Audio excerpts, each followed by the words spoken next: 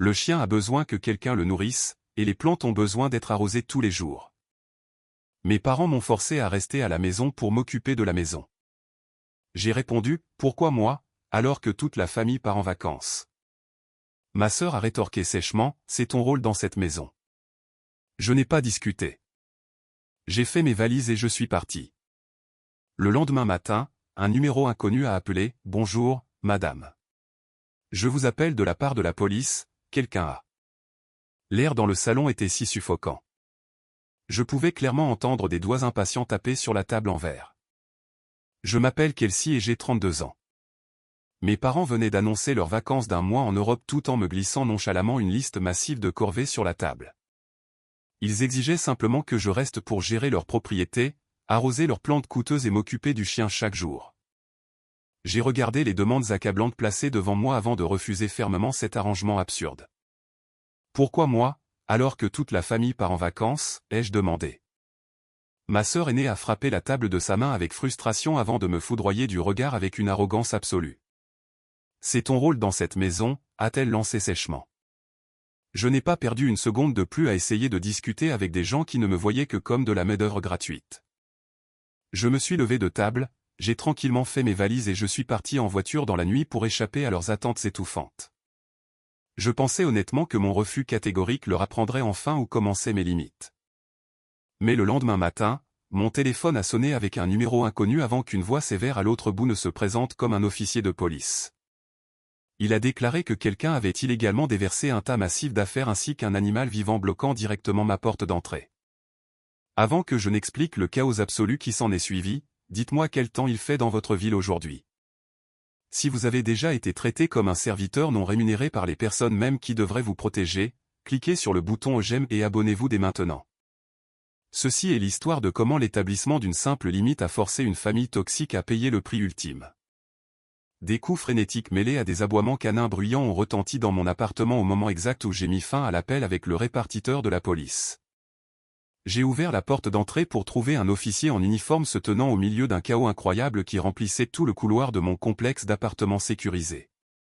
Au moins 20 plantes en pot massive étaient éparpillées au hasard sur le sol moquetté du bâtiment. En plein milieu de la terre renversée et des lourds pots en céramique se trouvait un Golden Retriever tremblant, solidement enchaîné à la poignée de ma porte extérieure. Le pauvre animal gémissait nerveusement en essayant de se défaire de l'épaisse laisse en métal. L'officier semblait tout aussi perplexe face à la course d'obstacles bizarres qui bloquait complètement le passage commun. Il m'a tendu un morceau de papier plié orné d'une écriture trop soignée que j'ai immédiatement reconnue. La note était écrite par ma sœur Shelby, détaillant une pure invention conçue pour me piéger et me soumettre. Elle avait explicitement écrit que j'avais accepté avec enthousiasme de prendre la garde des plantes ainsi que du chien de la famille juste avant qu'ils n'embarquent pour leur vol vers l'Europe. La note manuscrite trompeuse était une responsabilité légale calculée, soigneusement déguisée en simple faveur familiale. Je n'ai pas perdu de temps précieux à essayer de me défendre verbalement contre son histoire fabriquée. J'ai immédiatement déverrouillé mon smartphone pour afficher la conversation de groupe de la famille de la veille. J'ai tendu l'écran lumineux directement à l'officier pour qu'il puisse lire mon refus définitif en noir et blanc. Il a lu attentivement le message où je déclarais clairement que je n'accepterais jamais leur demande ridicule en aucune circonstance. Reniflement, son expression est passée d'une légère contrariété à une préoccupation professionnelle une fois qu'il a réalisé qu'il ne s'agissait pas d'un simple malentendu entre parents. Avant que l'officier ne puisse me rendre mon téléphone, les portes de l'ascenseur se sont ouvertes pour révéler le chef de notre syndicat de copropriétaires. Le gérant du syndic a marché dans le couloir avec un air furieux plaqué sur son visage après avoir reçu de multiples plaintes pour bruit de la part de mes voisins frustrés. Il a immédiatement pointé un doigt dans ma direction en menaçant de m'infliger une amende financière massive pour avoir délibérément violé les codes de sécurité incendie stricts de la communauté. Il a déclaré à voix haute que le blocage d'une voie d'évacuation d'urgence désignée avec des biens personnels était un motif de procédure d'expulsion immédiate. Vous recevez une pénalité sévère pour avoir créé ce danger devant votre unité, a déclaré le gérant agressivement. Je n'ai pas mis ces objets ici car ma famille les a déposés complètement contre ma volonté, ai-je répondu calmement. L'officier de police s'est interposé fermement entre nous pour désamorcer la tension montante avant que la situation ne dégénère davantage. Il a calmement informé le gérant du syndic que me pénaliser sans une enquête appropriée serait très inapproprié compte tenu des preuves textuelles qu'il venait d'examiner. Nous devons examiner les caméras de sécurité de votre portail principal dès maintenant pour vérifier qui a abandonné cette propriété, a suggéré l'officier avec une autorité indéniable. Le gérant a accepté à contre-cœur de coopérer à l'enquête policière au lieu d'émettre aveuglément des citations à une résidente innocente. Ils ont tous deux compris que le déversement non autorisé à l'intérieur d'une communauté résidentielle hautement réglementée de Phoenix constituait une violation grave nécessitant une documentation factuelle. Le seul problème restant à résoudre était l'animal effrayé assis au milieu de la terre éparpillée. L'officier a expliqué que le protocole exigeait qu'il contacte le service de contrôle des animaux du comté pour retirer le chien abandonné, à moins que quelqu'un n'en prenne la responsabilité immédiate. Je savais qu'envoyer le chien dans un refuge municipal bondé serait inutilement cruel alors que la pauvre créature n'était qu'un pion impuissant dans leur jeu de manipulation. J'ai officiellement accepté de prendre temporairement le chien dans mon appartement en tant que pièce à conviction vivante et documentée. J'ai demandé à l'officier d'écrire explicitement dans son rapport officiel que mon action était strictement une préservation temporaire de preuves plutôt qu'une acceptation de propriété à long terme. L'officier a hoché la tête en signe d'accord tout en documentant les conditions exactes du couloir ainsi que mes stipulations précises concernant l'animal. Faire entrer le chien effrayé dans mon appartement calme m'a donné un bref moment pour digérer l'audace absolue de ma famille. Ils croyaient vraiment que laisser une créature vivante attachée à une poignée de porte me forcerait à renoncer à ma liberté personnelle. Ils ont gravement sous-estimé ma volonté inébranlable d'impliquer le système juridique pour protéger mes limites personnelles. J'ai versé un bol d'eau fraîche pour l'animal épuisé avant de prendre plusieurs photographies du couloir chaotique. Chaque détail devait être parfaitement documenté avant que l'équipe de maintenance n'arrive pour dégager le danger massif. À 15 h cet après-midi-là, j'ai emmené le chien à la clinique vétérinaire locale pour un examen de santé générale après une longue nuit de privation. Le personnel vétérinaire a rapidement emmené le chien dans la salle d'examen pendant que j'attendais patiemment dans le hall pour m'occuper des formalités administratives.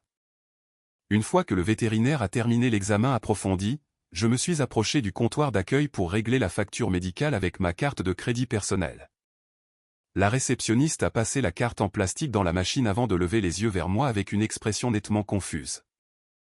Elle a fait glisser la carte sur le comptoir tout en tournant légèrement son écran d'ordinateur dans ma direction pour que je puisse voir l'écran.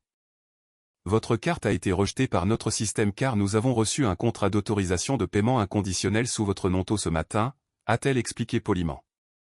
J'ai froncé les sourcils, totalement incrédule, en lui demandant de me montrer exactement de quoi elle parlait. Elle m'a tendu un document fraîchement imprimé portant l'entête officielle de l'établissement vétérinaire ainsi qu'une signature numérisée en bas. La signature ressemblait vaguement à ma propre écriture, mais les traits délibérés avaient été entièrement falsifiés par quelqu'un d'autre essayant d'imiter parfaitement mon nom. Le document m'obligeait légalement à payer pour toutes les dépenses potentielles, y compris les frais de pension de luxe à long terme pour l'animal, pendant la période exacte où mes parents seraient à l'étranger. Ils avaient malicieusement planifié ce piège financier bien à l'avance pour s'assurer que je serais forcé de vider mes économies pour m'occuper de leur animal abandonné. J'ai inspecté attentivement les petits caractères situés près de l'entête de la pièce jointe de l'email imprimé où une information d'identification cruciale a immédiatement attiré mon attention. L'adresse email de soumission n'appartenait pas à un serveur public générique, mais avait été envoyée directement depuis le domaine de l'agence immobilière d'entreprise appartenant à mon beau-frère, Brent. Il avait bêtement utilisé son compte professionnel pour transmettre un document juridique hautement frauduleux d'un État à un autre à un établissement médical. Reniflement l'arrogance pure requise pour commettre une fraude d'entreprise simplement pour éviter de payer des frais de garde d'animaux était absolument stupéfiante. La prise de conscience accablante de leur trahison calculée a fait trembler légèrement mes mains alors que je m'éloignais du comptoir d'accueil pour passer un appel urgent. J'ai rapidement composé le numéro de téléphone de ma meilleure amie Morgane pour chercher une clarification immédiate au milieu du chaos croissant. Morgane a écouté attentivement toute la situation absurde avant d'offrir exactement la perspective terre à accent grave terre dont j'avais désespérément besoin à ce moment très stressant. Elle m'a fermement ordonné de calmer ma respiration et de photographier immédiatement chaque pièce de paperasse se trouvant sur ce comptoir avant que quiconque ne puisse altérer les preuves. Morgane m'a rappelé que les surprendre en train de commettre une fraude documentée en utilisant un serveur de messagerie d'entreprise était l'arme ultime dont j'avais besoin pour couper définitivement leur contrôle toxique sur ma vie. J'ai mis fin au bref appel avec un sentiment renouvelé de concentration absolue avant de retourner vers la réceptionniste qui observait la scène se dérouler avec une inquiétude croissante. Je devais sécuriser une trace écrite indéniable avant que quiconque ne puisse commodément supprimer les enregistrements numériques du serveur informatique de la clinique. Imprimez-moi l'intégralité du dossier archivé et cet email original et n'oubliez pas de le tamponner avec la confirmation du directeur de la clinique, ai-je ordonné fermement. La réceptionniste a rapidement hoché la tête avant d'aller chercher le directeur du bureau pour vérifier la demande sans précédent de sécuriser mes preuves juridiques personnelles. Le directeur a soigneusement examiné les horodatages de la soumission numérique avant d'apposer le tampon officiel de la clinique sur chaque page du dossier imprimé. J'ai payé les frais d'examen initiaux en espèces juste pour m'assurer que le chien recevait une autorisation médicale appropriée sans lier mes comptes bancaires personnels à leur formulaire d'autorisation frauduleux. J'ai rassemblé l'épaisse pile de documents authentifiés dans mon sac tout en formulant mes prochaines étapes immédiates pour contrer leurs actions illégales. Les preuves physiques étaient entièrement irréfutables, alors je suis retourné directement à mon complexe d'appartements pour organiser soigneusement la paperasse. Je savais que j'avais besoin de conseils professionnels pour gérer cette violation massive. J'ai donc immédiatement pris un rendez-vous d'urgence avec mon avocat, Marcus. Marcus était spécialisé en contentieux civil, et je savais qu'il saurait exactement comment utiliser la bévue professionnelle massive de Brent contre lui devant un tribunal. Ma famille supposait que j'accepterais tranquillement le fardeau financier juste pour maintenir la paix, mais ils n'avaient jamais anticipé que je rassemblerais des preuves certifiées pour exposer leur comportement criminel. Tôt le lundi matin, mon smartphone a vibré agressivement avec un barrage massif de notifications d'alerte provenant directement de l'application communautaire de notre quartier. J'ai déverrouillé l'appareil pour découvrir que Shelby avait déjà publié un long message jouant la victime éplorée tout en profitant de ses luxueuses vacances européennes. Elle a menti de manière flagrante à toute la communauté sécurisée de Phoenix en affirmant que j'avais cruellement abandonné leur animal de compagnie bien-aimé juste avant leur voyage très attendu. Le message trompeur incluait une photographie profondément pathétique du chien ainsi qu'un lien direct vers une campagne de collecte de fonds en ligne qu'elle avait récemment créée. Shelby a sans vergogne supplié nos voisins de donner de l'argent pour l'aider à couvrir les frais exorbitants de pension d'urgence pour animaux de compagnie qu'elle aurait soi-disant encourus en raison de ma trahison soudaine. Elle s'est stratégiquement présentée comme une mère désespérée essayant de sauver son animal d'une sœur cruelle qui refusait d'honorer un engagement familial de base. L'indignation de la communauté a d'abord grandi en sa faveur jusqu'à ce qu'un voisin exceptionnellement observateur remarque une divergence chronologique flagrante dans son récit fabriqué. Reniflement, ce résident particulier vivait juste en face de mon appartement, il se souvenait donc distinctement d'avoir vu la scène chaotique du couloir se dérouler. Il s'est rappelé l'heure d'arrivée exacte de l'officier de police intervenant, se tenant à côté de l'énorme tas de plantes en pot bloquant le passage commun. Le voisin a tapé un commentaire très analytique remettant en question la logistique physique de Shelby abandonnant le chien tout en embarquant simultanément sur un vol international. Leur vol a décollé à 6 heures du matin, alors comment le chien a-t-il été abandonné à cette heure? Il y a quelque chose d'extrêmement illogique ici, a souligné le voisin. Plusieurs autres résidents ont commencé à aimer ce commentaire spécifique alors que le consensus général de la communauté passait lentement de la sympathie aveugle à une suspicion réelle concernant la collecte de fonds en ligne.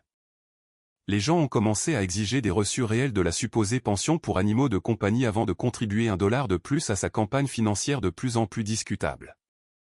J'ai complètement ignoré le drame en ligne qui se déroulait car se disputer avec un narcissique sur un forum public donne rarement des résultats juridiques productifs. J'ai rassemblé les dossiers vétérinaires tamponnés ainsi que le rapport d'incident officiel de la police avant de me rendre directement au bureau de mon avocat en contentieux civil au centre-ville.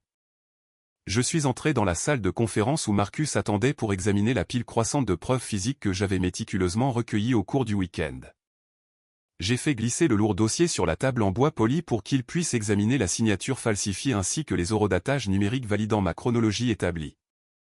Marcus a inspecté attentivement le formulaire d'autorisation vétérinaire avant de concentrer toute son attention sur l'entête de l'email d'entreprise joint au document imprimé. Il a recoupé l'adresse de l'expéditeur avec le registre public des entreprises sur son écran d'ordinateur pour vérifier les détails de propriété du domaine de l'agence. Marcus a confirmé que le fait que Brent utilise explicitement un serveur professionnel pour transmettre des documents juridiques frauduleux constituait une fraude financière d'entreprise grave en vertu des réglementations de l'État. Le fait d'envoyer des autorisations financières falsifiées via un réseau immobilier officiel a élevé toute la situation d'un simple litige familial à un problème de responsabilité civile grave. Utiliser un nom de domaine d'entreprise pour envoyer ces documents falsifiés est la fin absolue de sa licence professionnelle d'agent immobilier, a déclaré Marcus avec confiance.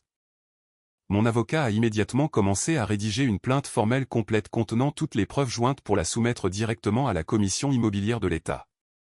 Il a expliqué que les commissions de licence ont une tolérance zéro pour les courtiers enregistrés commettant une usurpation d'identité ou utilisant les ressources de l'entreprise pour exécuter des escroqueries financières personnelles.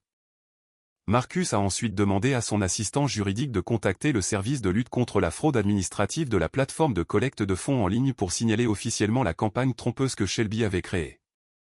Il reniflement a fourni aux administrateurs de l'entreprise le rapport de police certifié détaillant l'incident d'abandon d'animal pour prouver que les frais de pension d'urgence pour animaux de compagnie étaient entièrement fictifs.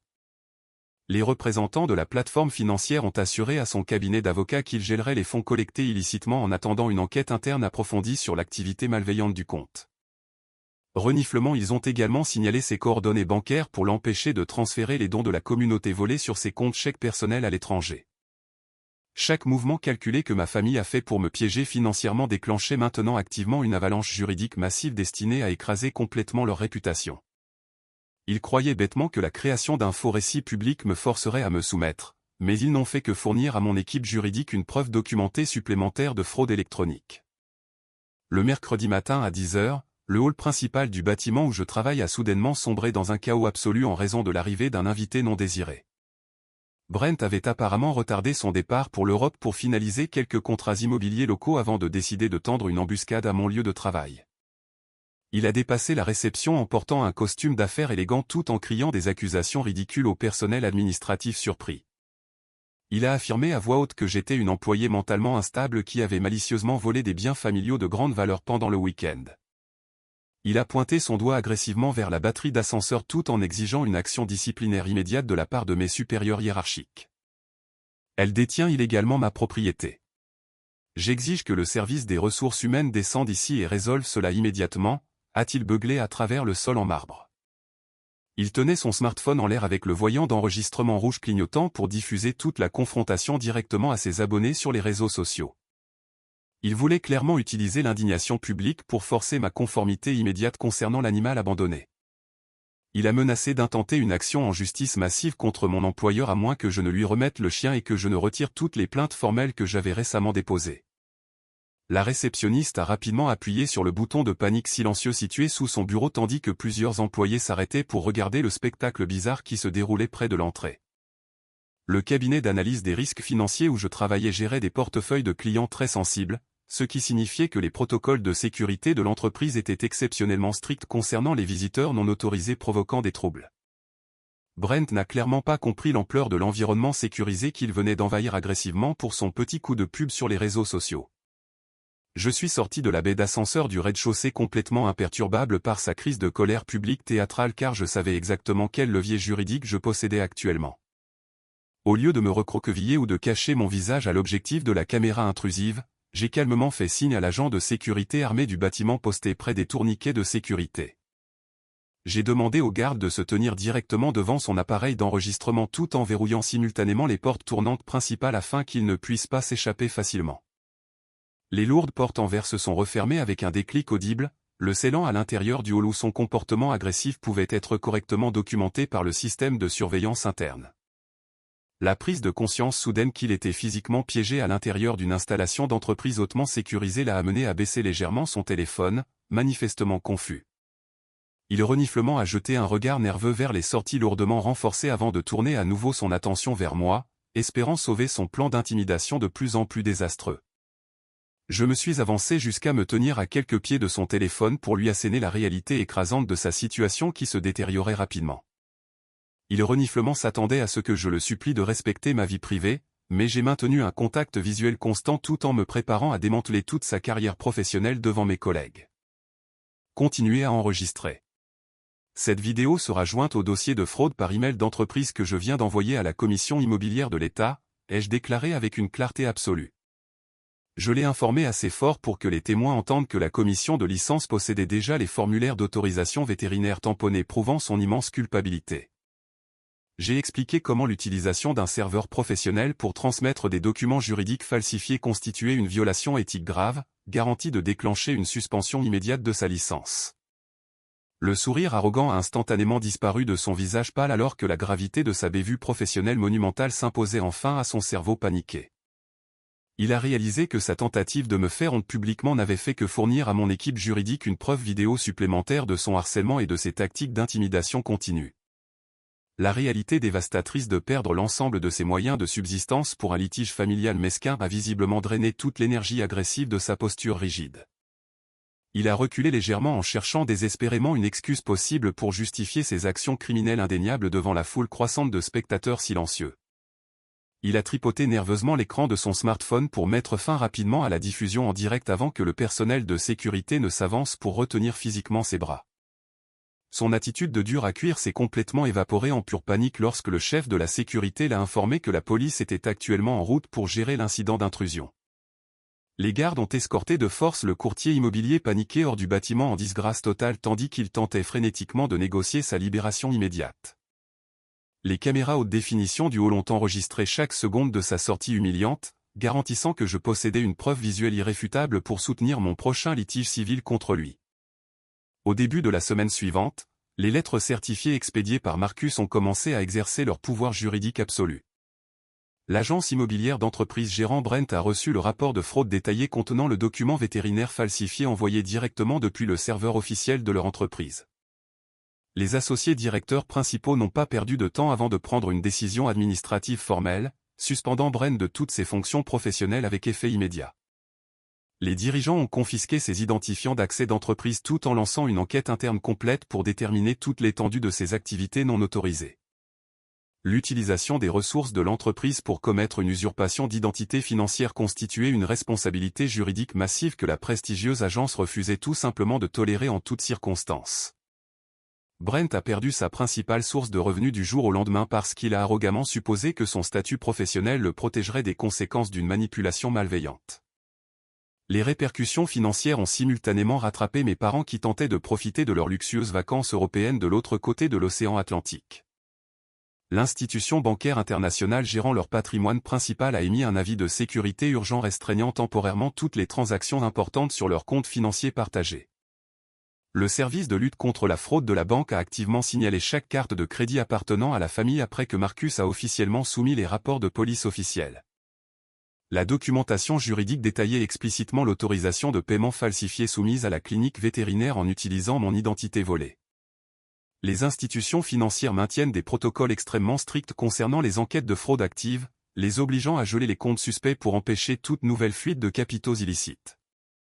Le paysage numérique entourant leur image publique soigneusement élaborée s'est également effondré lorsque les administrateurs de l'application de voisinage sont intervenus de manière décisive.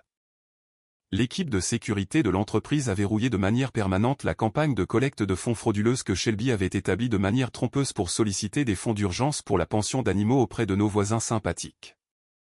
Les modérateurs de la plateforme ont pris des mesures administratives rapides après avoir reçu de multiples avertissements d'escroquerie accompagnés des rapports de police vérifiés confirmant l'incident d'abandon d'animal. Shelby a perdu tout accès aux dons accumulés de la communauté tandis que sa réputation en ligne s'est complètement désintégrée parmi les résidents qui ont réalisé qu'elle avait menti de manière flagrante. La plateforme a envoyé une notification automatisée à chaque donateur expliquant que la campagne violait leurs conditions de service concernant la fausse déclaration financière. La perte soudaine de liquidité financière à l'étranger a déclenché une vague massive de communication paniquée de la part de maman et papa, qui étaient actuellement bloqués sans monnaie fonctionnelle. Ils ont inondé ma boîte de réception personnelle de messages frénétiques demandant une aide immédiate après avoir découvert leur incapacité soudaine à acheter des produits de première nécessité ou à payer leurs factures d'hôtel. Un message électronique particulièrement agressif de maman contenait un ton très exigeant, ignorant complètement leurs propres actions malveillantes qui avaient orchestré toute l'épreuve. Ma carte de crédit a été refusée à l'hôtel, tu dois donc appeler la banque pour résoudre ce problème tout de suite, a-t-elle exigé avec arrogance. Ils ont bêtement tenté d'utiliser un chantage émotionnel intense pour forcer ma conformité en jouant les victimes désespérées d'une situation qu'ils avaient entièrement fabriquée.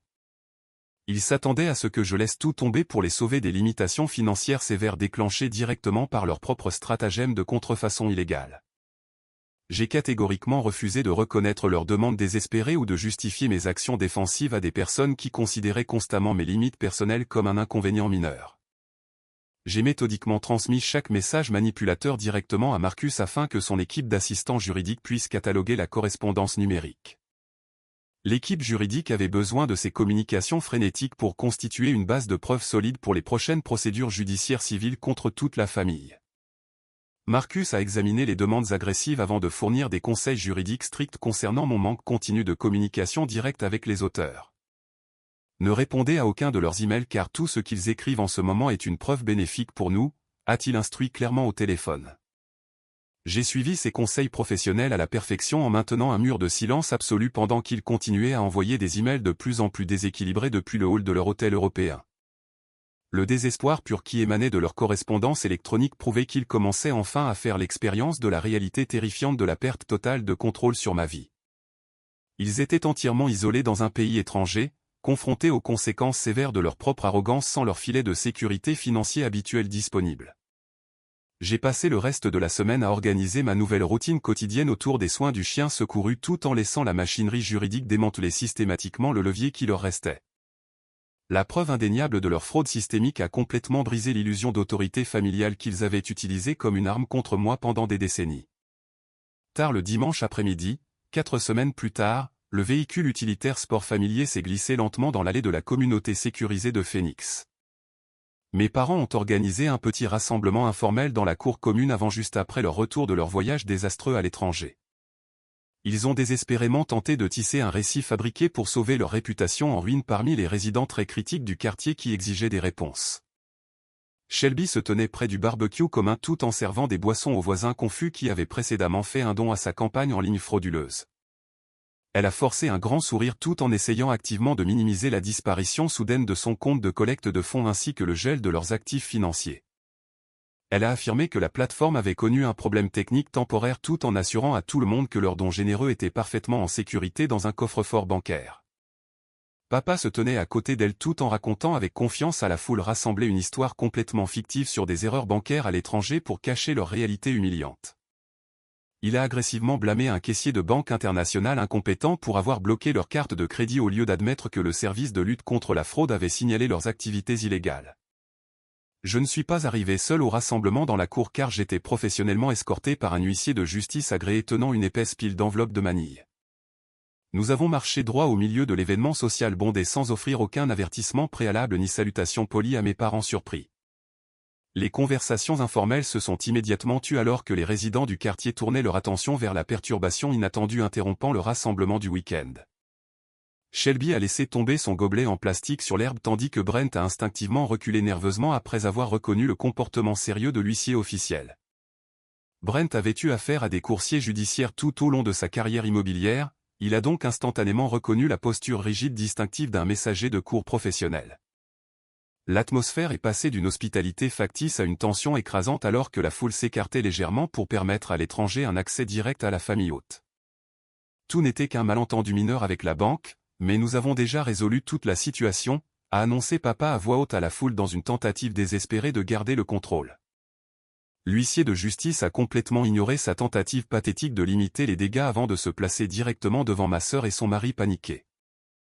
Le représentant officiel a tendu les épaisses enveloppes tout en maintenant un volume professionnel fort conçu pour porter à travers la cour silencieuse pour que tout le monde entende. Il a vérifié leur identité en utilisant les descriptions physiques fournies par mon équipe juridique pour s'assurer que la remise respectait toutes les exigences judiciaires strictes. Êtes-vous Shelby et Brent ? Ceci est une assignation officielle du tribunal civil concernant des allégations de fraude financière et d'abandon d'animal, a déclaré clairement l'huissier. Il a pressé fermement les lourds documents juridiques contre leur poitrine avant de reculer pour conclure officiellement le processus de remise formelle.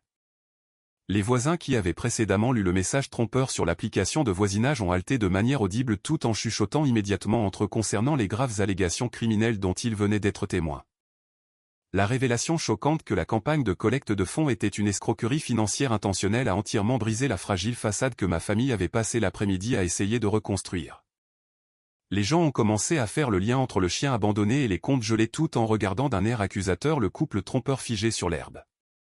Quelques résidents qui avaient donné des sommes d'argent importantes ont exigé des remboursements immédiats tout en menaçant de contacter les autorités locales pour signaler le vol flagrant. Le sentiment écrasant de malaise social a imprégné la cour jusqu'à ce que les résidents rassemblés commencent à trouver des excuses rapides pour quitter la situation embarrassante. Ils ont attrapé leurs effets personnels avant de pratiquement sprinter vers leurs appartements respectifs pour échapper aux retombées juridiques imminentes entourant mes parents toxiques. L'exode massif a laissé papa, maman, Shelby et Brent debout, complètement paralysés au milieu de la pelouse vide, serrant la paperasse juridique. Maman a couvert sa bouche d'horreur absolue tandis que Brent regardait fixement la plainte civile détaillant sa destruction professionnelle imminente dans l'industrie immobilière. Je ne leur ai pas offert un seul mot de sympathie ou d'explication avant de me retourner pour retourner vers mon propre appartement. Ils ont finalement vécu l'humiliation publique dévastatrice qu'ils avaient initialement l'intention de m'infliger lorsqu'ils ont enchaîné un animal sans défense à ma porte d'entrée. Les conséquences juridiques de leurs actions malveillantes étaient désormais officiellement inévitables car le système judiciaire ne tolérerait plus leur abus émotionnel manipulateur. Le vendredi matin à 9 h, la salle d'audience civile stérile n'offrait absolument aucune tolérance pour les pleurs théâtraux ou le jeu de la victime pathétique. Marcus était assis avec confiance à côté de moi tout en organisant l'énorme pile de documents vétérinaires tamponnés ainsi que les rapports de police officiels que nous avions recueillis au cours du mois dernier. Brent a nerveusement ajusté son costume coûteux avant de tenter frénétiquement de justifier sa fraude d'entreprise au juge-président. Il a ridiculement affirmé qu'il avait emprunté par erreur un ordinateur de l'entreprise lors d'un moment d'égarement en essayant d'aider sa femme avec une simple demande de pension pour animaux de compagnie.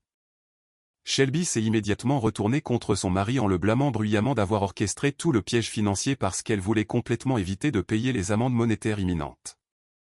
Le juge a regardé sévèrement le couple qui se disputait avant de faire taire fermement leur tentative pathétique de se rejeter la faute l'un sur l'autre. Le magistrat président a fermement rejeté leurs arguments de défense absurdes avant de retirer officiellement et de manière permanente la licence professionnelle de courtier immobilier de Brent. Le juge a explicitement souligné que l'utilisation d'un serveur d'entreprise pour commettre une usurpation d'identité démontrait un grave manque d'éthique professionnelle totalement inapproprié pour l'industrie immobilière. Le tribunal a simultanément ordonné à Shelby de payer une restitution financière massive, y compris la couverture complète de mes frais juridiques importants résultant de son escroquerie de collecte de fonds en ligne. Il lui a également été ordonné de restituer immédiatement chaque dollar qu'elle avait collecté illicitement lors de la campagne communautaire de l'application de voisinage aux donateurs originaux. Mes parents étaient assis en silence au fond de la galerie, regardant leurs enfants favoris faire face aux conséquences juridiques dévastatrices de leur propre arrogance malveillante. Ils ont finalement réalisé que leur habitude de toute une vie de permettre des comportements toxiques avait finalement détruit la stabilité financière de la famille qu'ils exhibaient fièrement. Le magistrat a ensuite examiné la documentation policière originale détaillant l'incident dangereux dans le couloir avant de révoquer officiellement et complètement leurs droits de propriété légaux sur l'animal abandonné. Le tribunal m'a formellement transféré la garde légale complète du chien après avoir reconnu mes efforts diligents pour obtenir des soins vétérinaires d'urgence pendant la crise. J'ai finalisé les formalités d'adoption nécessaires avec les autorités locales avant de déménager dans une communauté résidentielle complètement différente pour couper définitivement tous les liens physiques avec mes parents toxiques. J'ai bloqué chaque numéro de téléphone associé à mes parents ainsi qu'à ma sœur pour m'assurer qu'ils ne pourraient plus jamais me contacter en aucune circonstance. J'ai officiellement nommé le Golden Retriever secouru Duck tout en fermant enfin le chapitre le plus sombre de ma vie pour embrasser un avenir véritablement paisible, libre de leur contrôle manipulateur. Ils ont perdu leur carrière professionnelle ainsi que leur statut social simplement parce qu'ils ont refusé de respecter les limites personnelles de base que j'avais établies dès le tout premier soir. Représentant la chaîne Revenge Mode, nous avons produit cette histoire fictive strictement à des fins éducatives pour transmettre des messages puissants sur l'établissement de limites personnelles. Nous espérons sincèrement que ce récit captivant démontre à quel point la gestion de crises familiales graves par la logique et l'action en justice reste très efficace. Kelsey s'est protégée de manière décisive en documentant des preuves irréfutables et en établissant des limites juridiques absolues plutôt que de s'engager dans des disputes émotionnelles inutiles. Elle a réussi à couper tous les liens avec ses parents toxiques pour garantir sa paix personnelle. Les antagonistes ont finalement subi les graves conséquences professionnelles et financières résultant directement de leurs propres décisions manipulatrices.